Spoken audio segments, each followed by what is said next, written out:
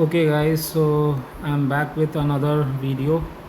कुछ लोगों ने बोला कि they face huge difficulty in certain sections of history as well as environment as well as current affairs, so I'm trying to help you out in those questions. So आज एक नया question लेके आता हूँ मैं। That question is CSE 2020 set A question number 26। I think ये जब question आया था it created a huge फुरोर on the net कि आखिर ये चीज़ है क्या, देसर कथा।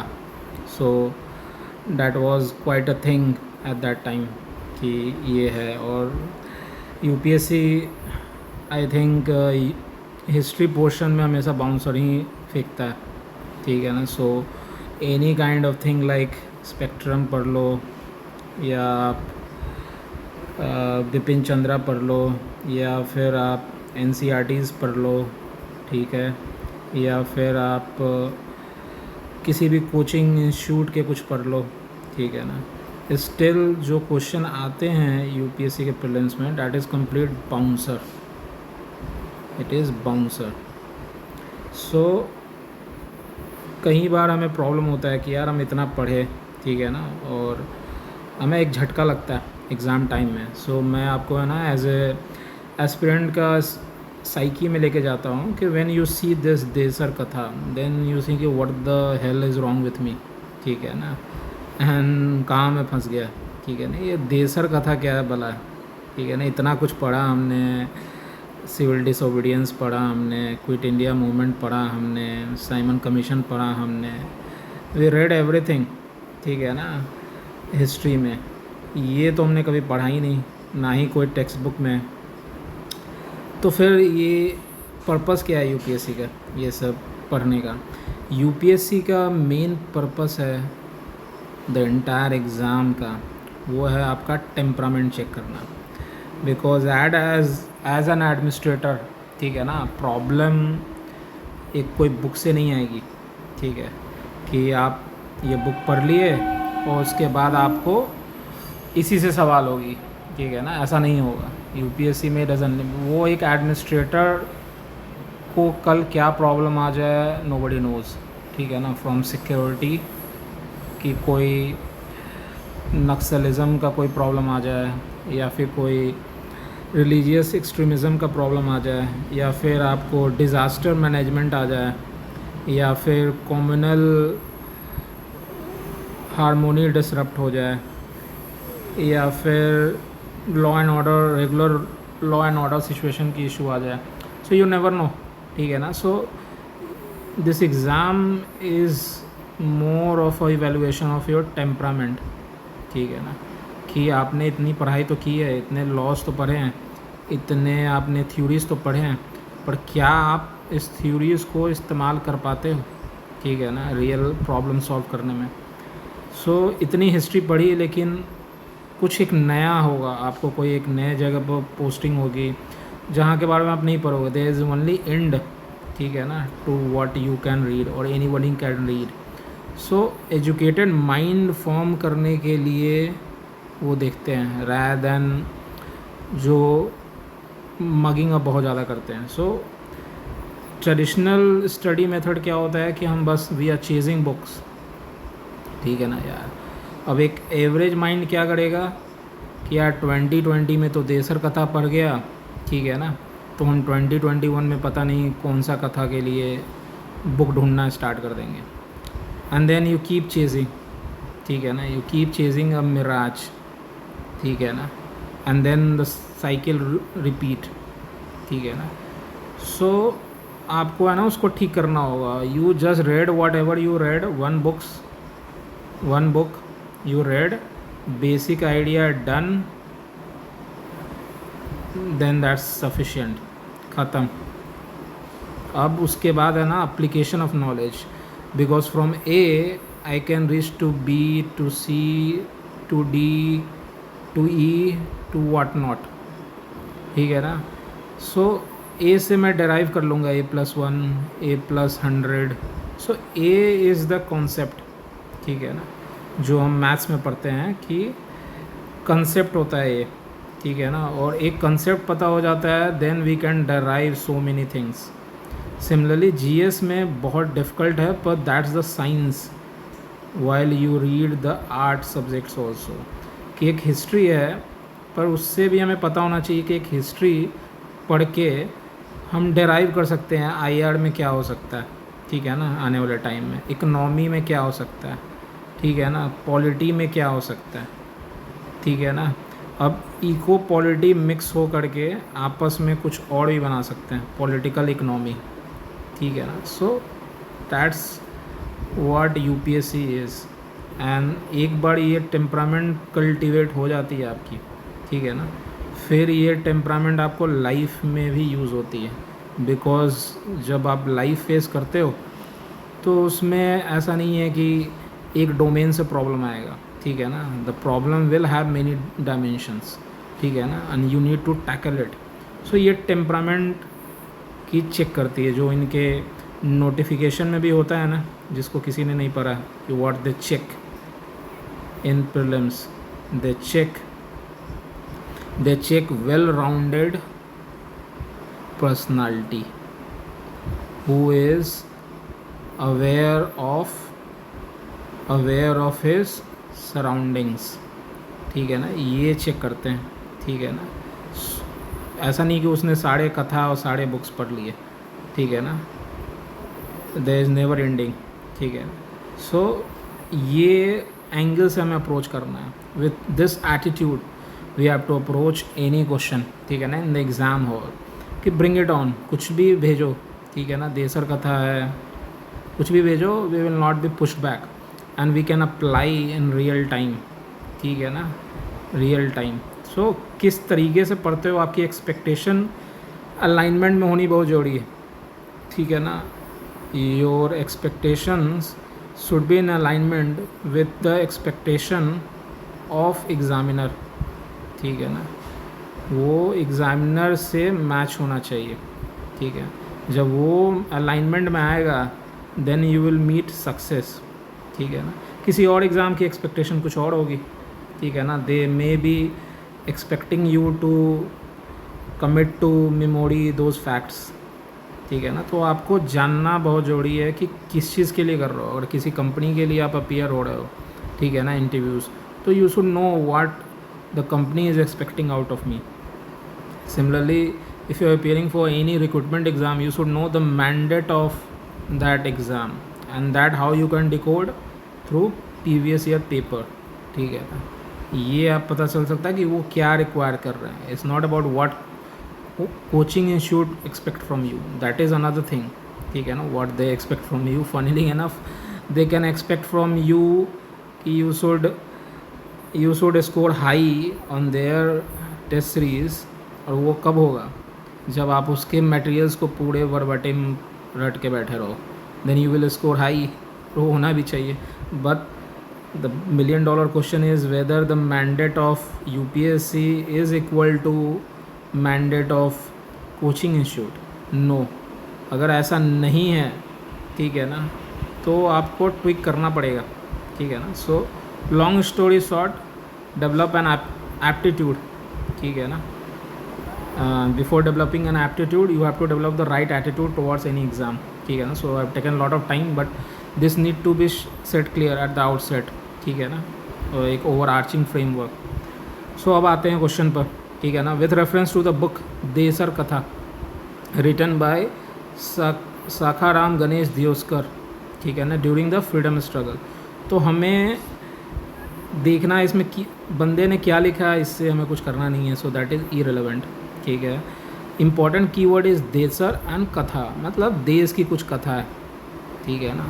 चलो, ये हमें चमका, फ्रीडम स्ट्रगल के टाइम में लिखा गया है, ठीक है ना, ड्यूरिंग। तो ये एक इम्पॉर्टेंट कि हमें टाइम लाइन समझ में आ रहा है, इससे हमें समझ में आना चाहिए जो हमने बाकी जो पढ़ा है फ्रीडम स्ट्रगल से रिलेटेड, ठीक है ना, ये हमें पता होना चाहिए कि फ्रीडम स्ट्रगल में हुआ क्या है। So what we can expect, so that is the application of knowledge, ठीक है ना।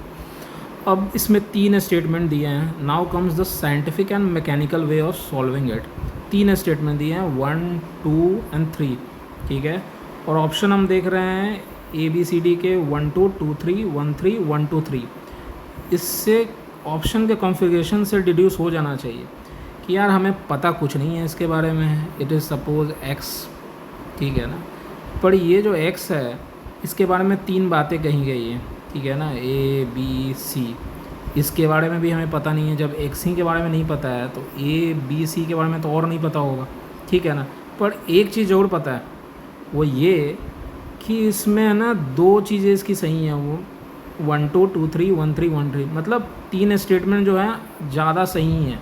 मतलब हम एक गलत आंसर फाइंड कर ले तो हमारा गेम हो जाएगा। एम आई राइट और नॉट, ठीक है ना। अगर ये 1 2 3 में कोई एक भी गलत हमें पकड़ में आ गया, ठीक है ना, या फिर ये तीनों सही हैं या कोई एक गलत है, तो ये इतनी बड़ी क्लू हमारे हाथ लग गई।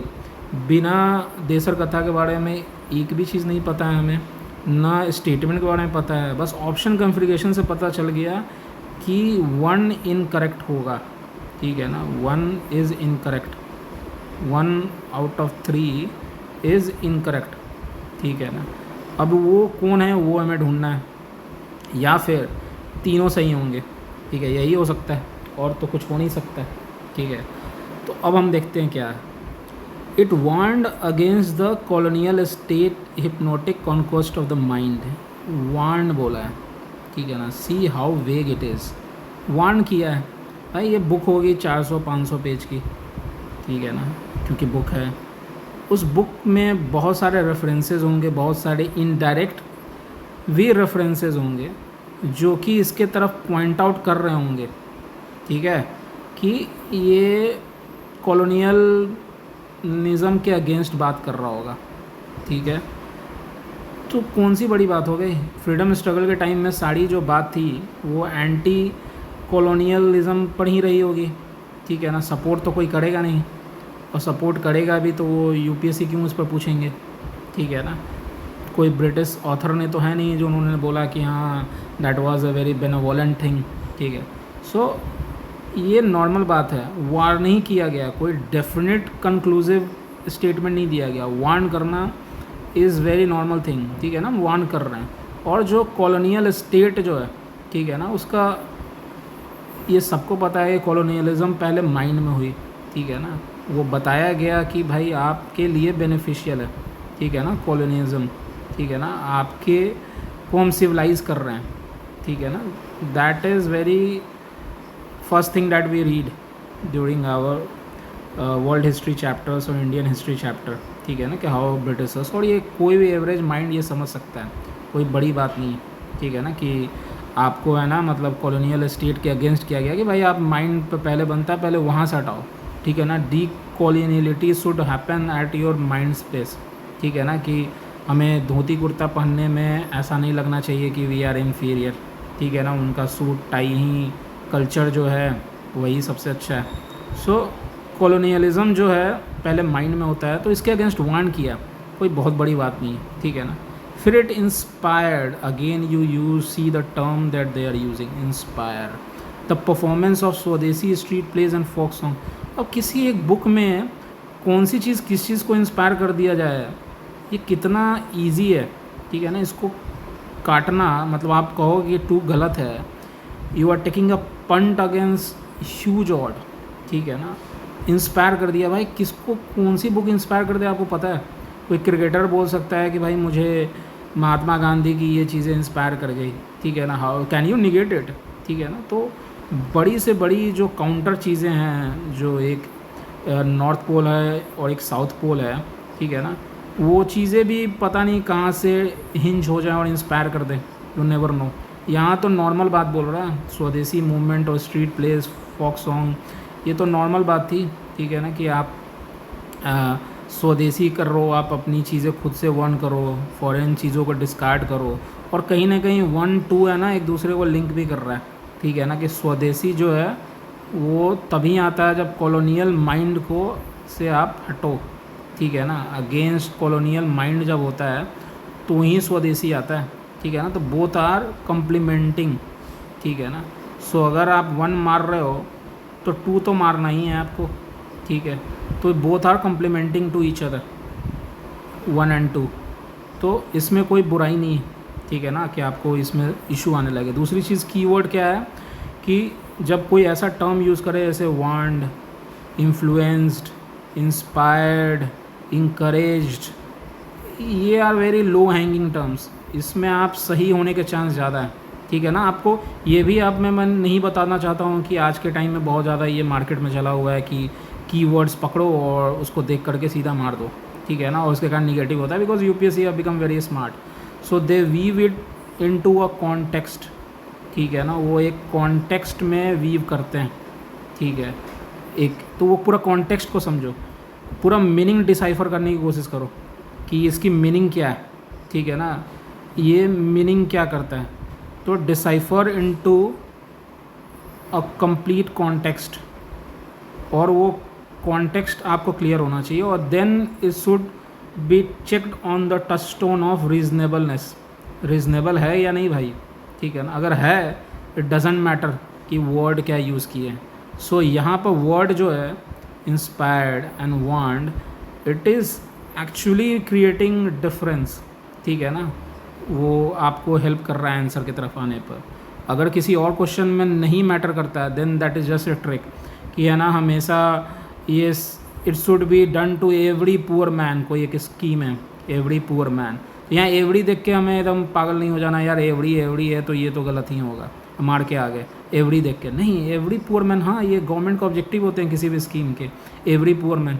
तो आपको एक कॉन्टेक्स्ट में पढ़ना है कोई, यहाँ पर वो कॉन्टेक्स्ट क्लियर हो रहा है कि ये सही होगा, और यहाँ पर 1 ये भी सही होगा, तो 1 और 2 जो है आपको मैच कर रहा है, कॉम्प्लीमेंट कर रहा है। अब आते हैं हम तीसरे स्टेटमेंट पे। The use of this by दियोस्कर was in the specific context of the region of Bengal.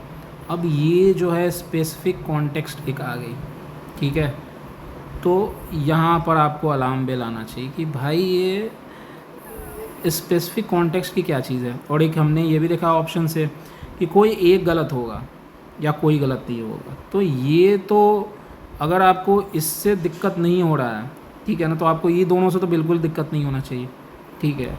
अगर नहीं होना चाहिए, आपको ज़्यादा प्रॉब्लम होना चाहिए भाई सब बकवास है तो नन हो जाए, पर ऑप्शन कॉन्फ़िगरेशन से एक ही गलत है। तो मैं ये कहना चाह रहा हूँ, इतना तक पढ़ने के बाद अगर हम ये पढ़ रहे हैं the use of this by दियोस्कर was in the specific context of region of Bengal, तो अब ये सोचो कि अगर बंदे ने कुछ लिखा है फ्रीडम स्ट्रगल के टाइम पे, बाय द वे ये फ्रीडम स्ट्रगल कोई बंगाल का नहीं चल रहा था, it was not a freedom struggle of Bengal, ठीक है ना, it was a freedom struggle of India, ठीक है ना, इंडिया का था भाई, बंगाल का नहीं था। तो ये चीज़ें हैं, तो आप सोचो कि अगर कोई बंदा अगर बंगाली ही हो, जैसे रविन्द्रनाथ टैगोर ये थे, तो वो बंगाल के डायलेक्ट यूज़ कर सकते हैं, उसके नेटिव कुछ यूज़ कर सकते हैं, लेकिन पर्पस तो हमेशा लार्जर होना चाहिए ना। और अगर यूपीएससी पूछ रहा है, ये ऐसा भी नहीं है कि डब्ल्यूपीसीएस है, ठीक है ना, कि वेस्ट बंगाल स्पेसिफिक आपको पता होना चाहिए, यूपीएससी पूछ रहा है तो जरूर कुछ ऐसा होगा जिसका इंडिया लेवल पर सिग्निफिकेंस हो। और पहला ये, तो इससे आप भी आपको थोड़ा अलार्म बेल रेज होने चाहिए कि भाई ये कुछ गड़बड़ है, कुछ तो लोचा है। और अगर नहीं भी है, सपोज़ बंगाल में ही है, तो यूपीएससी क्यों ही पूछेगा, ठीक है ना, बहुत ज़्यादा वो हो जाएगा, रीजनल हो जाएगा। और अगर आप बुक में पढ़े, अगर आपने इसको मान लिया कि ये सही है, स्पेसिफिक कॉन्टेक्स्ट ही है, अगर कुछ बुक के 500 पेज में किसी भी पेज में रेफरेंस में ऐसा आ गया जहाँ पे बंगाल के बाहर का भी वो कनोटेशन जा रहा है इंडिया लेवल पर, ठीक है ना, तो आप कैसे बचोगे, तो ये गलत होगा। तो कोई एग्ज़ामिनर ऐसा क्यों स्टेटमेंट सेट करेगा सही, जहाँ उसको पता है कि 500 पेज में अगर हम लिख रहा हूँ उस बुक का और डिटेल उसको अगर पढ़ा जाए तो सामने वाला एक इम्प्लीकेशन ड्रॉ कर सकता है larger context that is India, ठीक है ना। इंडिया लेवल पर अगर उसका ड्रॉ हो जाएगा फिर तो पंगे हो जाएंगे ना भाई, ठीक है ना। तो कोई क्यों ही ऐसा रिस्क लेगा, ठीक है ना, कोई भी एग्जामिनर। तो ऐसे जब भी आया जहाँ बोला जाए कि स्पेसिफिक इसी तक लिमिट था, या this revolt was limited only to this Pargana region और दिस बुंदेलखंड रीजन, दिस, वो बहुत बड़ा पंट है। आपको क्या पता स्पिल ओवर हो जाए, ठीक है ना। इसकी कोई भी एक बंदा एक लेके आ जाए बुक का रेफरेंस और वो बोले कि नहीं ये इसकी इम्प्लीकेशन लार्जर इंडिया पर है, तो गए आप, ठीक है ना। तो ऐसे क्वेश्चन में ये सब स्टेटमेंट जनरली गलत होते हैं। जनरली उसने है ना मैक्रो चीज़ों का है ना लिमिट की है माइक्रो पर, ठीक है ना, बंगाल पर। और ज़रूरी नहीं है कि पूरा इंडिया बेस्ड हो, बंगाल ही बेस्ड हो, पर 10% भी इंडिया लेवल पर होगा तब भी ये गलत हो जाएगा, ठीक है ना। तो ये आप कॉमन सेंस लगा करके भी 3 को गलत कर सकते। दूसरी चीज़, अगर आपने इसको 3 को सही मान लिया, तो जब इतनी डेफिनेट चीज़ों को आपने सही मान ली, तो 1 2 इतनी वेग है, उसको आप गलत कैसे मान सकते हो। तो ये तो कभी मत करोगे कि भाई हम 3 को ले लिए और 1 2 को हटा दिए। तो अगर 3 सही है, अगर आपको इतना ही चुल लग रहा है, तो 1 2 3 ही होना होगा, ठीक है ना। कभी भी आप इसमें से तो नहीं खेलोगे। तो एक तो जब भी आप ये क्वेश्चन देखो, ऊपर ऊपर 45 सेकंड में you can makeup up mind if you think along this structured thinking. I am taking so much pain and time to explain this simple thing which can be understood in 45 seconds. But since I am taking you on the journey of step by step process, इसलिए I am taking time, ठीक है ना, to distil this point in your head कि how you should approach in a scientific way, so that is not a तुक्का, ठीक है ना, there is a reasoning. So when in exam hall I was doing that thing, I was sure, ठीक है ना, कि ये तो मेरा सही होगा. इवन कोचिंग इंस्टीट्यूट वाले ने भी आंसर में बहुत सारे कुछ किए कि somebody was going with A, somebody was going with D, but I was sure कि answer will be A only, ठीक है ना. सो इस लेवल का अगर आप लॉजिक कर लोगे, ठीक है ना, यू विल बी श्योर कि 1 साल बाद यूपीएससी जो आंसर देगा वो देगा क्या, ठीक है ना. इतना तक आपको श्योरिटी मिल सकती है, ठीक है ना, if you go by sound reasoning, ठीक है ना. And that is the science in cracking, science in the art of solving MCQ, ठीक है. ये साइंस है, अंडरलाइंग प्रिंसिपल जो है साइंस है, और ये बहुत ही आर्ट लगता है, जिसको बोलते हैं इंट्यूशन बोलते हैं, गेस बोलते हैं, पर उसके पीछे एक साइंस है. And if you apply 80% of the time you will be right, and that will be more than sufficient for you to clear this exam, ठीक है ना. If you see 75, 85 is the cut off now, ठीक है ना, that is 40% of the total marks. So it means that you just have to apply this thing. पढ़ने उड़ने का एक लिमिट के बाद कोई यूज़ नहीं है if you are not able to apply in a very scientific and calculated way. So आप ये समझ जाओ कि रीजनिंग क्या है, कि वार्न्ड है, ठीक है ना, इंस्पायर्ड है, ये 2 कीवर्ड हैं. अगर ये 2 हैं, सही होने के चांस है, क्योंकि ये बहुत वेग है, इसको गलत करना बहुत मुश्किल है, और यहाँ स्पेसिफिक कॉन्टेक्स्ट बोलना, इसके गलत होने के चांसेस बहुत ज़्यादा है, ठीक है. और इसमें से एक ही गलत होगा, 2 गलत हो नहीं सकते हैं, वो ऑप्शन के परमुटेशन से पता चल रहा है, ठीक है. सो 1 and 2 is the right answer, ठीक है ना, एंड यू कैन सेफली से इट. दूसरा डाउट कुछ लोगों को आ सकता है 1 2 and 3 में. So that I have explain कि 3 will be a big punt to take if you take it as a right, because कोई बंदा आ करके कुछ भी ऐसा नेशनल लेवल का इम्प्लीकेशन दिखा देगा, then it will get wrong. So if you see this question was nothing, ठीक है ना. आई थिंक जो क्वेश्चन ऐसे रहते हैं, CDM, civil disobedience movement, non cooperation movement, Simon commission report, Nehru report, वो सब ज़्यादा ट्रिकी है, क्योंकि उसमें है ना प्रोविज़न्स हैं, ठीक है ना. कुछ प्रोविज़न डाल देंगे जो कि होना चाहिए पर उसमें नहीं आया था, you will get it wrong. पर ये सब क्वेश्चन जो है टेम्परामेंट के ज़्यादा चेक करते हैं, और कैसे अप्रोच करते हैं ये ज़्यादा चेक करते हैं, ठीक है ना. तो एक कंप्लीट बाउंसर क्वेश्चन जिसका नाइदर आई हैव हर्ड, ठीक है ना, अबाउट दिस देसर कथा, उस बुक के बारे में चीज़ें, बस आप ये देख सकते हो क्या हो सकता है, क्या नहीं हो सकता है. ऑप्शन के कॉन्फ़िगरेशन से पता चल रहा है आपको कि एक ही होगा गलत या कोई गलत नहीं होगा. और ये भी देख सकते हो कि 1 and 2 कॉम्प्लीमेंट कर रहा है, ठीक है ना, सेम टाइप की है. 3 थोड़ा डिफरेंट जॉनर है, एक बहुत वेग है 1 and 2 जिसको गलत करना बहुत मुश्किल है, और तीसरा डेफिनेट है जिसको सही होना बहुत मुश्किल है. So if you see this is a CSAT kind of thing. I find it very funny कि सीसैट भी आ जाता है GS में, ठीक है ना, kind of thing, if you are able to see that thing. So in this way we are able to crack that thing through the hack, और you can say the scientific way of solving this thing, ठीक है ना. So this is a very poster boy question, kind of question, ठीक है ना, जिसने बहुत लोगों को कोल्ड फीटेड कर दिया था and created a huge controversy also, ठीक है ना, kind of. I hope that is clear by now, ठीक है ना। सो मिलते हैं एक अलग क्वेश्चन पर, अलग जॉनर का, अलग टॉपिक पर, ठीक है ना। So we will go step by step. So please guys subscribe and comment what you feel, ठीक है ना।